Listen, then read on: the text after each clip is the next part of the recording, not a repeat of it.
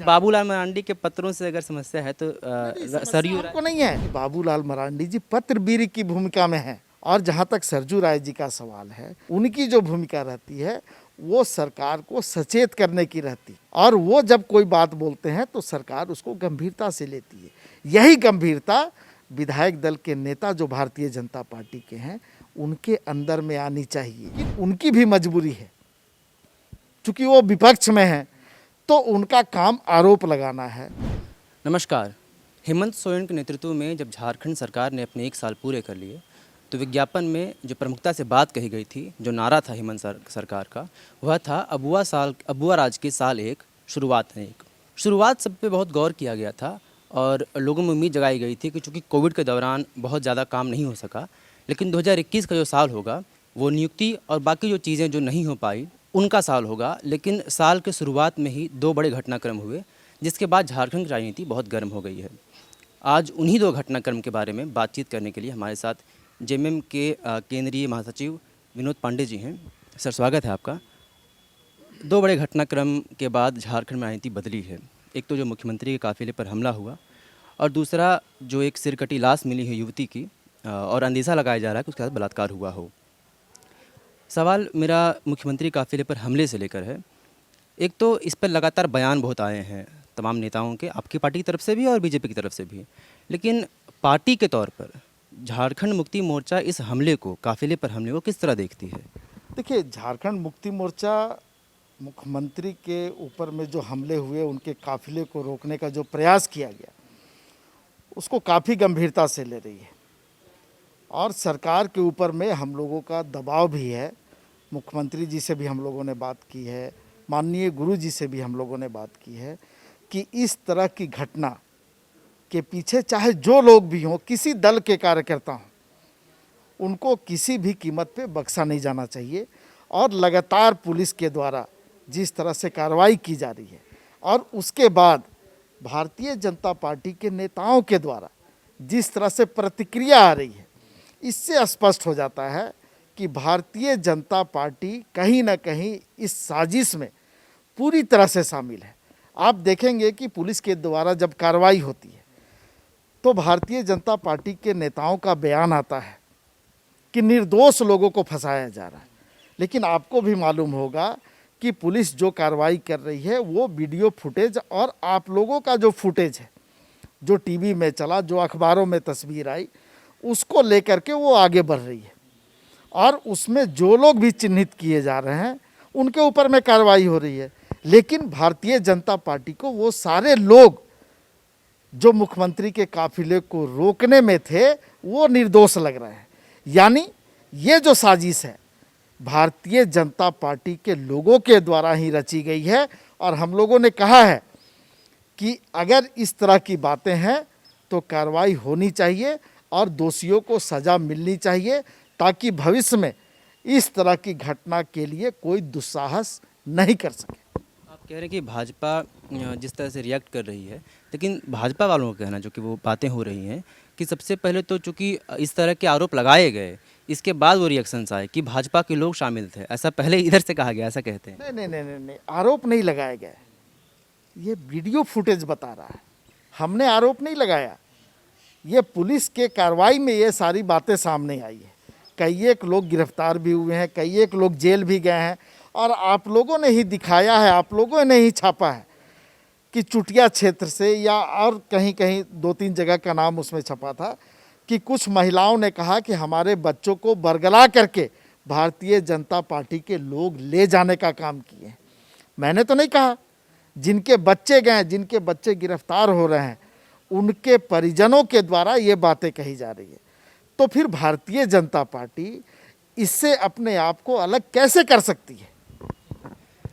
2 घटनाक्रम चूँकि एक और है, और वो भी मसला बहुत गंभीर है। अब जो बातें आ रही हैं वो ये कहा जा रहा है कि जितनी गंभीरता से प्रशासन या सरकार इस एक घटना को ले रही है, दूसरी घटना पर नहीं। क्योंकि इधर आप देखिए कि जिस तरह डीजीपी का बयान आया और बाकी चीज़ें हुई, वो सीरियसनेस नहीं दिख रहा, ऐसा लोग कह रहे हैं। नहीं, ऐसी बातें नहीं है। और जो सिर कटी लाश मिली उसको लेकर के पुलिस प्रशासन भी बहुत चिंतित है, सरकार भी बहुत चिंतित है, क्योंकि ये मामला बहुत गंभीर है। ये सीधे तौर पे आप कहें तो राज्य के ऊपर में एक धब्बा जैसा है। मैंने पहले भी कहा है, आज भी मैं दोहरा रहा हूँ कि इस तरह की घटना को किसी भी कीमत पे बर्दाश्त नहीं किया जाना चाहिए, किसी की सरकार हो। मैं ये भी नहीं कहूँगा कि भारतीय जनता पार्टी के शासनकाल में इस तरह की घटनाएं ज़्यादा घटी या हमारे शासनकाल में इस तरह की घटना कम हो रही है, मैं ये नहीं कहूँगा। घटना तो घटना है, और इस तरह की घटना के ऊपर में अगर कोई राजनीति करता है तो उससे ज़्यादा दुर्भाग्यपूर्ण बात कुछ नहीं हो सकती। कौन राजनीति कर? किसी का अस्मत लूटा गया, किसी की हत्या हो गई, और हम और आप अगर उस पर राजनीति करने का प्रयास करते हैं तो ये दुर्भाग्यपूर्ण है। इसलिए मैं कहना चाहूँगा, चाहे कोई भी दल हो, इस तरह की बातों को आप ज़्यादा तूल देने का प्रयास करते हैं, उस पर राजनीति करने का प्रयास करते हैं, वो बंद होना चाहिए। आप सहयोग करें, पुलिस प्रशासन को सहयोग करें, इनाम भी रखा गया है। आपको अगर लगता है कि ये दोषी हैं, वो दोषी हैं, तो सामने आना चाहिए, बताना चाहिए। चूँकि इस तरह की घटनाएं जो होती है वो समाज में कहीं ना कहीं विकृति की ओर इशारा करती है। चूँकि हम और आप अगर सजग नहीं होंगे, समाज के ऐसे लोगों की पहचान नहीं करेंगे, तो इस तरह की घटनाएं होती रहती है। और ये होती इसलिए रहती है कि हम और आप उसको रोकने के दिशा में बहुत प्रयास नहीं कर पा रहे हैं। तो पुलिस का भी हम लोगों को सहयोग लेना चाहिए, और समाज में जो प्रतिष्ठित लोग हैं, प्रबुद्ध लोग हैं, उनका भी सहयोग लेना चाहिए, और हम लोगों को इस विकृति को समाप्त करने के दिशा में भी काम करना चाहिए। तो आप मानते हैं कि दोनों घटनाओं पर पुलिस का जो रवैया है वो बराबर है और एक समान है? बिल्कुल एक समान है। सरकार ऐसा काम नहीं करती कि एक आंख में काजल और एक आंख में सुरमा लगाती है, ये काम सरकार नहीं करती है। आप भी सरकार के लिए उतना ही महत्वपूर्ण है जितना कि हम महत्वपूर्ण हैं, और समाज के सभी वर्गों के लिए सरकार एकदम 24 घंटा खड़े रहती है। आपने देखा होगा कि एक छोटा सा मामला अगर उसको ट्वीट कर दिया जाए और माननीय मुख्यमंत्री उस ट्वीट को देखते हैं तो तुरंत कार्रवाई होती है। ट्विटर पे तो मुख्यमंत्री लगातार एक्टिव शुरुआत से ही रहे हैं। ट्विटर पे नहीं, ट्विटर तो आपको आईना दिखा रहा है कि मुख्यमंत्री कितने एक्टिव हैं हर स्तर पे। ट्विटर का माध्यम इसलिए अपनाया जाता है कि वे ट्विटर पे अधिकारियों से जुड़ते हैं, लोगों को एक संदेश जाता है कि अधिकारी को मुख्यमंत्री ने आदेश दिया है, निर्देश दिया है, और उस पर कार्रवाई तुरंत होती है। इसलिए अब आम लोग जिनको लगता है कि हमारी बातें कहीं नहीं सुनी जा रही है, वो सीधे मुख्यमंत्री को ट्वीट करते हैं और सीधे मुख्यमंत्री के संज्ञान में ये बातें आती है और तुरंत कार्रवाई होती है। अच्छा, एक तो जिस तरह की घटनाएं बढ़ रही हैं, ये कहा जाता है, जैसे कुछ दिन पहले जो प्रेस कॉन्फ्रेंस लगातार बीजेपी की तरफ से किए गए, जो कि मुख्य विपक्षी पार्टी है, तो बहुत सारे आंकड़े दिए गए, साल भर में 1700-1800 ये केसेस बताते हैं। और मैं कंप्लीट कर दूँ तो उनका कहना है कि जो बलात्कार ही नहीं, जो लॉ एंड ऑर्डर से संबंधित बाकी सारे मसले हैं, चाहे कुछ वारदात, घटनाएं, हत्या, ये चीज़ें बढ़ी हैं। तो लॉ एंड ऑर्डर पे सरकार को घेरने का काम हो रहा है। आप मानते हैं कि लॉ एंड ऑर्डर पे थोड़ा और काम करने की जरूरत? आपको याद है कि जब भारतीय जनता पार्टी सत्ता में थी, रघुबर दास जी इस राज्य के मुख्यमंत्री हुआ करते थे, तो एक दो घटना जो घटी थी, मैं एक दो घटना इसलिए बोल रहा हूँ कि वो काफ़ी सुर्खियों में आई थी। बूटी मोड़ की एक घटना है, उसके बाद मुख्यमंत्री आवास के सामने की घटना है। हम लोगों ने भी आवाज़ उठाया था कि राज्य की कानून व्यवस्था बेहतर होनी चाहिए। हमने ये नहीं कहा था कि कानून व्यवस्था ख़त्म हो गई, पुलिस निष्क्रिय हो गया, कानून व्यवस्था बेहतर होनी चाहिए, और उस दिशा में सरकार काम कर रही है। राज्य की कानून व्यवस्था बेहतर है और बेहतर करने का प्रयास सरकार का हो रहा है, और हमको लगता है कि बहुत जल्द इसमें सफलता मिलेगी। लेकिन सामाजिक तौर पे पुलिस प्रशासन को सहयोग करना हम लोग का भी दायित्व बनता है। अगर हम लोग सहयोग करते हैं तो निश्चित रूप से पुलिस को सफलता मिलेगी, और सरकार के ऊपर में भी ये दबाव रहेगा तो पुलिस फिर बेहतर ढंग से काम करेगी। 2021 अब चूँकि 4 साल का और बहुत क्रूशियल है, बहुत महत्वपूर्ण समय है, क्योंकि आप खुद सरकार मान रही कि इस साल बहुत ज़्यादा काम नहीं हो सका, 2021 के वर्षों में क्या लगता है किस तरह की चीज़ें होंगी और कैसे इन चीज़ों पर काबू क्या बेहतर हो सके? नहीं, सिर्फ झारखंड सरकार ने ही काम नहीं किया ऐसा बात नहीं है। जिस तरह से संक्रमण के दौर से हम लोग गुजरे और आज भी उस दौर से हम लोग गुजर रहे हैं, ये बात अलग है कि हमारे और आपके मन में जो भय था वो भय समाप्त हो रहा है, लेकिन वो संक्रमण तो आज भी हमारे और आपके बीच में है। सरकार उसके बावजूद भी जिस तरह के समस्याओं से जूझती रही, चाहे वो आर्थिक समस्या हो, सामाजिक समस्या हो, लॉकडाउन की समस्या हो या केंद्र सरकार का असहयोगात्मक रवैया हो, हर तरह से सरकार जूझती रही। उसके बावजूद भी राज्य के लोगों की जो अपेक्षा सरकार से थी, उस अपेक्षा को पूरा करने में सरकार ने महत्वपूर्ण भूमिका निभाई। और आने वाले जो दिन हैं, अगर इसी तरह से चलता रहा, सब कुछ ठीक ठाक रहा, संक्रमण पर हम लोग काबू पा लिए, तो निश्चित रूप से सभी चीज़ें आपको धरातल पे दिखेंगी। और राज्य की जनता की जो अपेक्षा झारखंड मुक्ति मोर्चा से है, इस सरकार से है, हेमंत सोरेन जी से है, माननीय गुरु जी से है, उसको हम पूरा करके दिखाएंगे।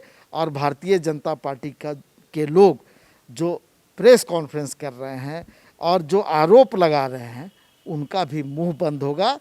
लेकिन उनकी भी मजबूरी है, क्योंकि वो विपक्ष में हैं, तो उनका काम आरोप लगाना है। उनका काम ये होना चाहिए कि सरकार को सकारात्मक सुझाव दें।